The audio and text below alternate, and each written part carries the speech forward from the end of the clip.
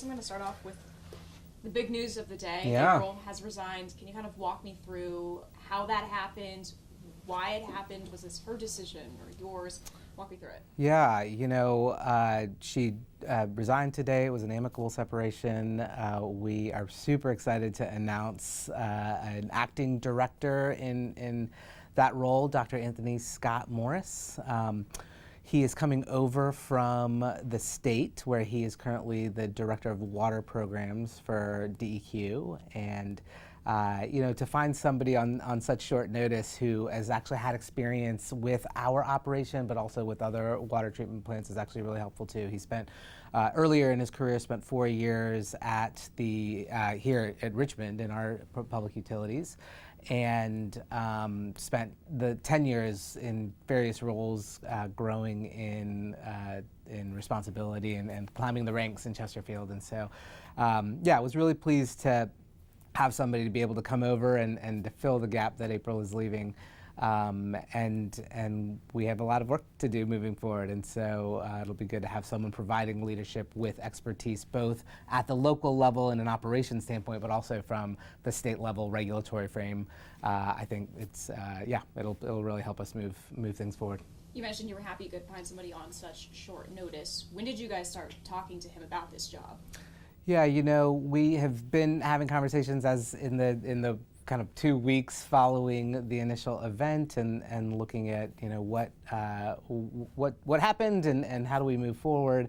I think that ultimately we recognize that we need to reevaluate what skills and technical expertise were needed, and as we started to look generally for consultant help and like who in the region could help, we had a lot of different folks from the region, from the state, who were coming in and helping us, and so we started to think about what additional skills do we need, and so when April resigned this morning, we were able to find somebody in fairly short order to help us plug the gap.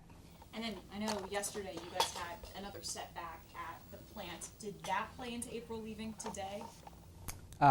You mean the pump going offline? We have been looking at what skill sets do we need, and not specifically, no. And so she resigned today. Had this been a conversation the past week? I think we've all been looking at what does the future look like, and so I think she has been amazing in being present and being responsive and being helpful, and ultimately we realized collectively it was again an amicable agreement, and she decided to step down today. And now that you've had some time to kind of look at that 2022 report and April's delayed response to it, that kind of happened oddly just right before that water crisis. What is your response and your take on that now? Yeah, I personally have not spent much time. I know our team certainly has, and there were some earlier responses to that 2022 report. For example, we put out an RFP to work on some of that work, and that contracts were actually issued, and so there has been work ongoing to upgrade equipment, to replace parts of the plant that were identified in that 2022 report. So I think that I don't know enough. I mean, I think one of the things we're going to look at in this after action report is just the timing of all of that, and are there things that got missed, and when should we have followed up on some of those recommendations. I'm not familiar enough with the sort of review and response timeline, but I do know that in the independent after action review that these are all things that are going to be part of that. At this point, it's kind of looking like utility rates are going to have to go up to fund a lot of the work that needs to be done at that plant. Do you have any idea of what that's going to look like, just to kind of prepare residents for the funds that they're going to maybe have to shell out? Yeah, I don't think we're there yet. We are looking at a lot of different options for how we address some of the infrastructure needs. Right now we are pursuing funding from the federal level to certainly recover funds from the events of the last couple of weeks. We're really pleased that after some regional conversations, Delegate Ray Cousins has submitted an initial bill that would help do some funding of both recovery and investment in an IT system. And then I think what we will see we have multiple phases of the after action that we need to do, right? There's the first phase that's really focused on investigating what led up to, Monday, January 6th's event, and really doing the forensic analysis and diagnosing how we got here. But then there's the second phase that's really looking at what equipment do we need to invest in? What IT upgrades do we need to make? And so I think that second phase of after action work will give us more clarity into just how much the infrastructure investment's going to be needed to make to get our plant good moving forward.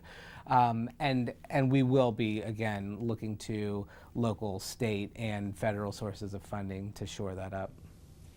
Looking back, this all started about a week and a half ago. Is there anything that you would have done differently?